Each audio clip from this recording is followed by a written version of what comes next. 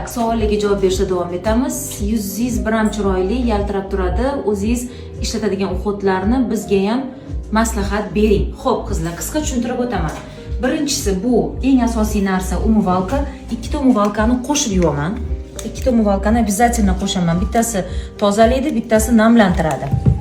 Обязательно tonikda artaman, ertalab, kechqurun vatni diskda.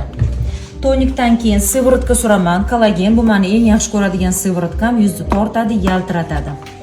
Undan keyin ko'z atrofiga krem suraman. Shikarni krem qizlar, juda yaxshi ko'raman. Shuning uchun ko'z atrofimda ajin yo'q.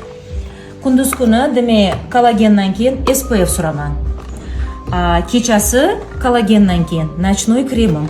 Snail lifting, shikarni lifting beradi, namlantiradi, oziqlantiradi, terini zo'r yaltiratib beradi. Va eng zo'r narsam mana oxirgi paytda prям favorit Gamash, bilasizlar, Gamash har doim tavsiya qilaman. Ayniqsa kosmetologga kela olmaydiganlar ishlatinglar buni, o'lik terilardan zo'r tozalaydi. 3 kun oldin ishlatdim, yuzimni ideal darajada barxitni top-toza qildi. 3 kun o'tib ham mana har kun yuzimni yuvganda yuzim silliq bilan qo'lim sirpanib ketadi. Zo'r narsa qizlar. Haftada 2-3 martagacha ishlatsanglar bo'ladi. Zo'r narsa. Agar bunaqa narsalar bilan домашний uxotlarni ishlatib yursanglar, ishoninglar, kosmetologga maksimum yiliga bir marta faqat chiskani o'ziga